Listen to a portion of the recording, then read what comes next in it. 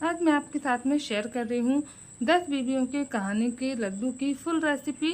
तो यहाँ पर जो है हमने लिया था 4 किलो बेसन। मैं ज़्यादा क्वांटिटी में बना रही हूँ इसलिए यहाँ पर जो है ना 4 किलो बेसन हमने लिया हुआ था। इसको अच्छी तरीके से छन्नी से जो है छान लेंगे। अब यहाँ पर लिया हुआ है इसमें मिलाने के लिए 1 किलो जो है वो गेहूँ का आटा। तो गेहूँ का आटे को भी हम अच्छी तरीके से छान लेंगे और फिर इन दोनों को मिक्स कर लेंगे।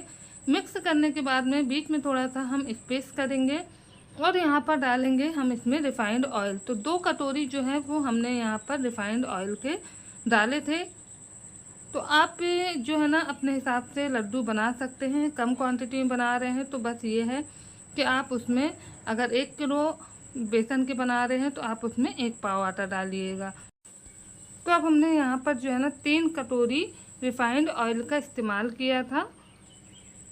रिफाइंड ऑयल डालने के बाद में हम इसको अच्छी तरीके से मिला लेंगे पूरे आटे में, यानी कि जो है ना हम इसका मोयन दे रहे हैं तो अच्छी तरीके से आटे में मिक्स कर लेंगे। तो बहुत ही बड़ा सा यहाँ पर जो है ना बर्तन का इस्तेमाल करना है ताकि अच्छी तरीके से सारी चीज़ें मिक्स हो जाएं। साथ ही साथ अभी हम जो इसका आटा लगाएंगे वो भी हम इसी में लगा लेंगे। तो ज़्यादा क्वांटिटी में है तो यहाँ पर ज़्यादा लोगों की ज़रूरत पड़ती है। तो बस यहाँ पर 3 से 4 लोग थे जो कि बना रहे थे ये लड्डू। तो थोड़ा थोड़ा पानी डाल करके हम इसका जो है ना आटा लगा लेंगे। आटा हमें इस तरीके से लगाना है जिस तरीके से हम पूड़ी का आटा लगाते हैं, यानी कि थोड़ा सा सख्त आटा हम लगाएंगे और पानी जो है वो थोड़ा थोड़ा करके ही डालेंगे, ताकि क्योंकि बेसन है ना थोड़ा सा स्टिकी होता है और उसमें पानी ज़्यादा नहीं लगता है, इसीलिए हम थोड़े थोड़े पानी का ही इस्तेमाल करते हुए इसको गूँध लेंगे और पूड़ी की तरह इसका थोड़ा सा सख्त डो लगा करके इसको हम तैयार कर लेंगे। तो यहाँ पर जो है वो आटा हमारा समिट चुका था। बस थोड़ी सी इसमें मुक्की हम इस तरीके से लगाएंगे और बिल्कुल चिकना सा आटा जो है वो गूंद लेंगे। तो आप चाहें तो अलग अलग बर्तनों में लेकर के अलग अलग भी गूंद सकते हैं। अगर आपके पास में इस तरीके से बड़ा सा बर्तन है तो फिर आप उसमें जो 2 से 3 लोग बैठ कर के आटे को गूंद लीजिएगा। अब इसको जो है ना हमें बेल लेना है। तो छोटी छोटी सी लोइयाँ हम बना करके इसकी जो है ना पूड़ी बेल लेंगे। थोड़ी बड़ी पूड़ी हम बेलेंगे इसकी, और पूड़ी जो है ना तो बहुत ज़्यादा मोटी रहेगी और ना बहुत ज़्यादा पतली रहेगी। बेसन है स्टिकी होता है, यानी कि ये चिपकता है, तो इसलिए हम इसमें थोड़ा सा ऑयल लगा लेंगे और ऑयल लगा करके इस तरीके से हम इसको बेल लेंगे। तो आप देख सकते हैं कि पूड़ी का जो शेप है वो हमने बिल्कुल राउंड शेप में रखा है। साथ ही साथ इसकी जो थिकनेस है वो आप देख सकते हैं कि हमने किस तरीके से रखी है, क्योंकि ये थोड़ी सी खस्ता सी पूड़ी बनती है। तो बस यहाँ पर हमने सारी पूड़ियों को बेल लेना है और इनको फिर हमें सेक लेना है। तो आगे मैं आपको सेकने का तरीका भी बताऊंगी। जिस तरीके से हम पूड़ियाँ सेकते हैं उसी तरीके से हमें इसको सेक लेना है। तो यहाँ पर हमने सारी पूड़ियाँ जो हैं वो बेल लेना है। बेलने के बाद में हम सेक लेंगे, या फिर ज़्यादा लोग हैं तो फिर बेलते भी जाएंगे साथ ही साथ जो है वो सेकते जाएंगे। तो मेरे यहाँ जो है ना 4 से 5 लोग थे जो कि सब लोग लगे हुए थे इन लड्डुओं को बनाने में। तो कुछ लोग बेल रहे थे और कुछ लोग जो है वो 2 कढ़ाई रख करके सेक रहे थे। तो बहुत ही जल्दी ये लड्डू जो है वो बन करके रेडी हो जाते हैं। तो पूड़ियाँ जब सिकती जाएंगी जैसे और फिर उसके बाद में इनको हम तोड़ करके ठंडा कर लेंगे। तो तोड़ना गरम गरम में ये तोड़ लीजिए या फिर ठंडा करके ही आप इसको तोड़ लीजिए। तो यहाँ पर जो है ना इसको हम ठंडा करते जाएंगे और इसको मिक्सर ग्राइंडर में डाल करके पीसते जाएंगे। और यहाँ पर ध्यान रखना है कि हम इसको ठंडा करके ही पीसना है। तो बस यहाँ पर इस तरीके से हम ग्राइंडर जार में डालेंगे और इसको हम पीस लेंगे। तो इसको पीसने का यह है कि बहुत ज़्यादा हम इसको फाइन नहीं पीसना है, हल्का सा जो है ना हम इसको दरदरा सा रखेंगे, तभी जो हमारे लड्डू हैं वो अच्छे बनेंगे। तो बस यहाँ पर सारे जो है ना पूड़ियाँ सेक जाएंगी और उनको हम इस तरीके से ग्राइंड कर लेंगे।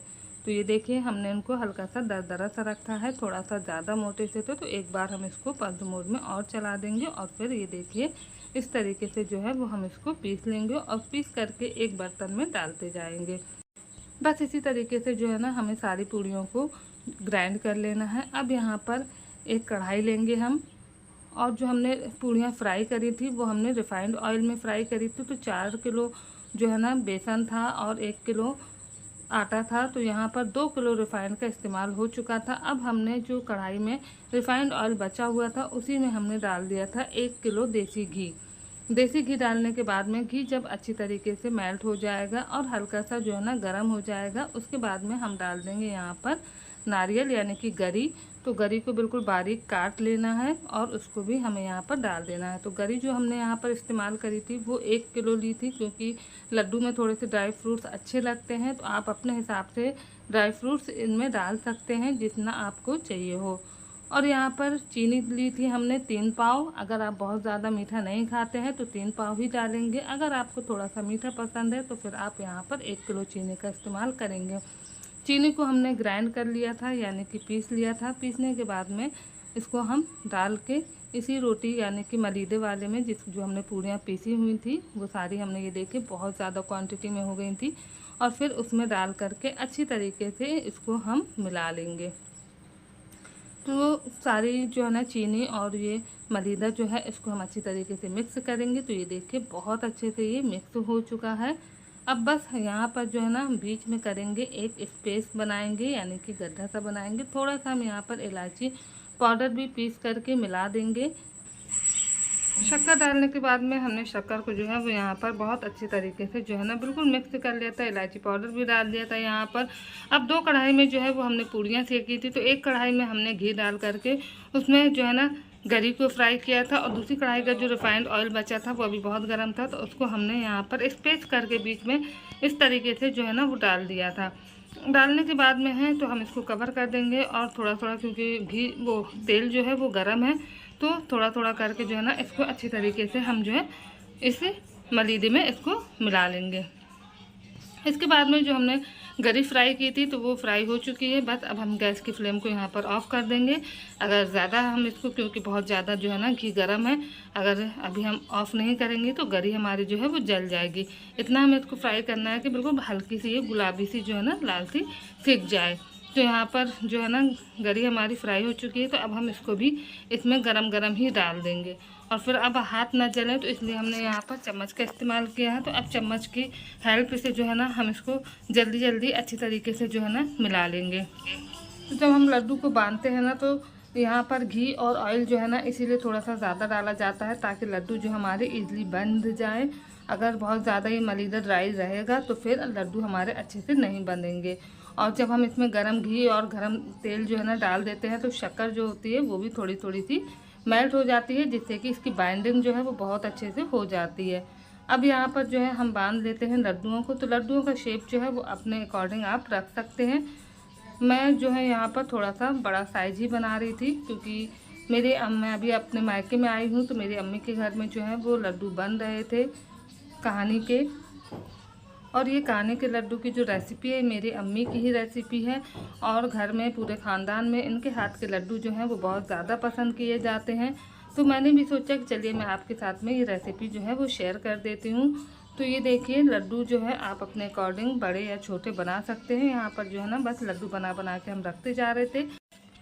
तो ये थी 10 बीबियों के लड्डू की फुल रेसिपी। आई होप आज की रेसिपी जो है आपको पसंद आई हो। वीडियो को लाइक कीजिएगा, शेयर कीजिएगा, चैनल पर नए हैं तो चैनल को सब्सक्राइब कीजिएगा।